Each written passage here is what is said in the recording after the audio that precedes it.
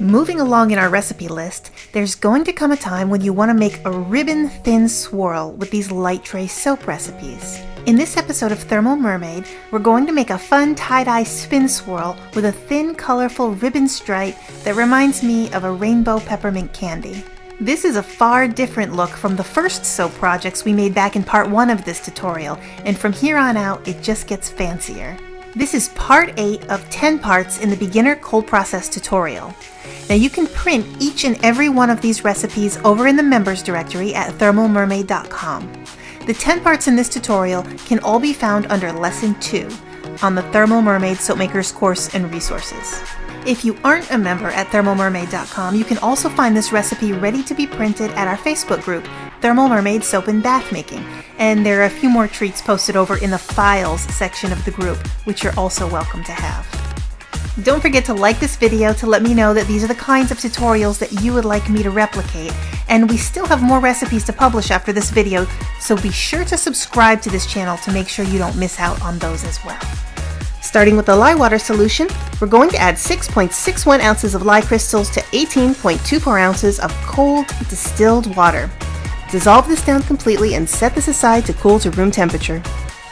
This recipe calls for a nice balance of hard and soft oils that are sure to take a long time to trace, and the soap will pour ribbon thin. Here we have 19.2 ounces of olive oil, 14.4 ounces of lard, 7.2 ounces of almond oil, and 7.2 ounces of coconut oil. The design I want for this bar is a tie-dye rainbow spun swirl, and in order to get this, we have to go through a few very easy steps. First, we'll use a simple column pour into the slab mold, spin the box both clockwise and counterclockwise to stretch and pull the colors into long ribbon patterns, and then finally, we'll pull a skewer through the colors to make it look like a psychedelic t-shirt. Before I make the soap batter, I've got so many colors in this design, I want to get them set up first. I'm putting 3 tablespoons of oil into measuring cups, and this oil is coming directly from the oils we've just combined. I've got 6 colors to make, so if I put 3 tablespoons of additional oil into the cups, we'd be adding 18 tablespoons or 9 additional ounces of oil to the recipe, and we definitely don't want to do that. So make sure that the oil that you're using comes from the measurements in the main recipe. This is all going to get mixed in back together anyway, so it's okay. I'm using 6 bright colors for this rainbow swirl. These are all micas except for the red and the yellow, which are lakes. Now I'm doing this because the lakes are brighter and they won't fade in the design over time. In last year's batch, those 2 colors didn't come out as bright as the rest, so this time we've made some adjustments. Now each color gets 1/2 teaspoon of colorant, and you may decide to put a little less in with the lakes because those can be really strong. Remember, each cup is only getting 8 ounces of soap, so there's really no need to go overboard. Giving specific measurements for colorants used to be easier 5 or 6 years ago because all the micas came in a similar way, but now when you buy soaping colors, there are a lot more companies to buy from out there, and some of these have fuller, fluffier particles. So what's a 1/2 teaspoon in one type of color could very well be a teaspoon from another company. So some of the coloring you just have to experiment with and make adjustments to your liking. We'll make sure to get these all mixed down until they're nice and smooth, and then it's time to move on to the next step. Now we're finally ready to make the soap. The lye water solution and the oils are both cooled to room temperature, and right now they're exactly the same temperature. This is an important tool in controlling the trace.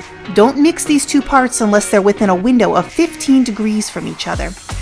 This keeps all the molecules moving around at the same flow so they can combine evenly and the soap stays thin. The oils that have been chosen are the most important part of this recipe to get the design we're making today. We have a high percentage of olive oil, which is known to take forever to thicken up. Sometimes you have to blend for 20 minutes before it'll even start to move. The sweet almond oil is also very thin and light. Now the coconut oil and the lard, those 2 thicken a little bit faster than the first 2, but we can't have all soft oils in the soap or it could melt or it'll turn into pudding if you just leave it to sit. So the lard and the coconut give us this recipe a good balance.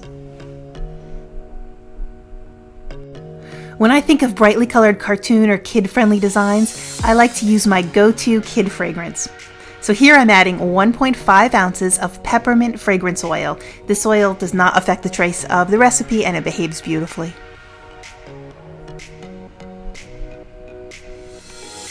When you're trying to make a thin trace soap, you'll hear terms like oleic or linoleic, and that's a little bit more advanced, but what you want to keep your eye on are these oils: olive, almond, sunflower, corn, vegetable, and oils that you know of that are unsaturated fats. Now it's time to separate the soap into 6 equal parts. Because this recipe is going to give me plenty of time to work with the soap, it's been completely emulsified, and you can get a good view of this right here as I'm pouring the soap. Take a look at the surface of the soap as it's being transferred. You don't see any oily sheen at the top as it's being poured, and this is because it's already been completely mixed. I'm going to blend these colors in, but remember, each one of these cups has had 1.5 ounces of oil sitting at the bottom, so these need to be mixed well again with the stick blender. Now here, if you have a close eye, you'll start to see a few shades different in color. Now first, some of these colors are starting to morph. The blues, the greens, and I think by now you can see that the yellow lake started off as an orange and it's starting to morph into yellow. But secondly, this is where my camera stops recording. So we're gonna pick up on the second batch right here, where I'm gonna make some of the colors just slightly different for a little bit of a variety in my display. Now this design starts with a column pour, which is exactly what it sounds like. You find a stable object shaped like a column, and of course there are actual soap pouring columns that you can buy, but I'm using these small long glasses. Set them in the slab mold and pour a small amount of soap over the top, allowing it to make a ring. Then we'll follow each color in the patterns of a rainbow until all the soap is poured. By now you can see why it was so important to have a nice thin trace that takes a long time to set up. Any of our recipes in tutorials 1 through 5 would have already begun to set up in the measuring cups before we could get the design in, and this is still going to take a few minutes. We want the soap poured last to be just as thin as the first colors that we put into this slab. Now this is also a great design if you use just 2 or 3 colors with just a pink and a white with a soft floral fragrance oil. It'll give you a completely different bar of soap. This particular rainbow colored peppermint sells really well at the market tables because it adds a splash of variety and color to the table, but it's primarily picked up by the kids, and a lot of teen girls like this particular pattern. So if you're making soap with the younger shoppers in mind, this one should be on your list.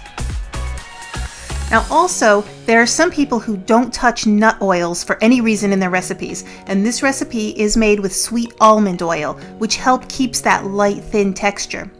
If you want an alternative to the almond oil, just add the amount of almond oil to the olive oil, and if you use extra virgin light olive oil, this will also give you that same soap texture. It may even take a little bit longer to harden. This recipe may still be soft after 24 hours. It's perfectly normal to leave it for 2 days to firm up, but I usually don't do that.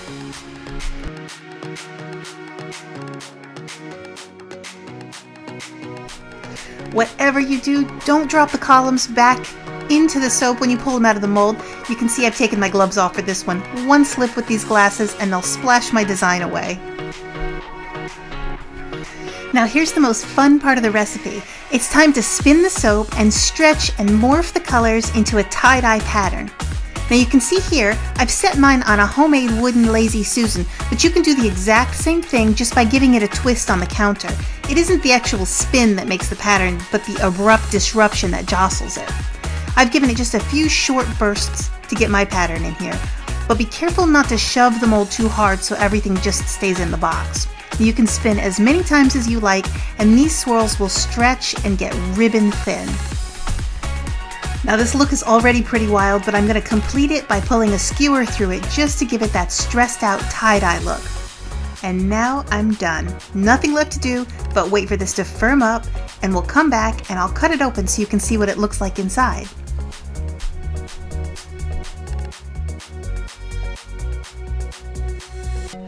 You remember earlier that I made 2 batches of the same design. Here they both are after they've been left to set up and firm for 24 hours. Each slab is going to produce 12 bars. Now these bars are nice and big, they're about an inch thick, but when you cut them open, you can see that crazy swirl goes right through the entire bar. So as you use this bar, you can expect the colors to stay nice and bright and the pattern will change as the bar wears away.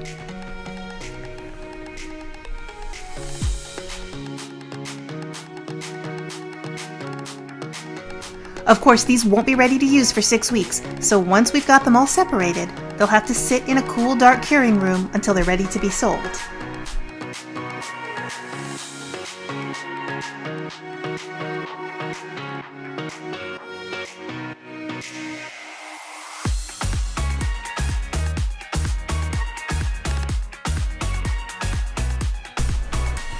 And this concludes part 8 of our soap making tutorial where we focused on these ribbon thin swirls. I'd have to say this design was a complete success. Now if you'd like to make this bar, be sure to download the recipe over at the Facebook group.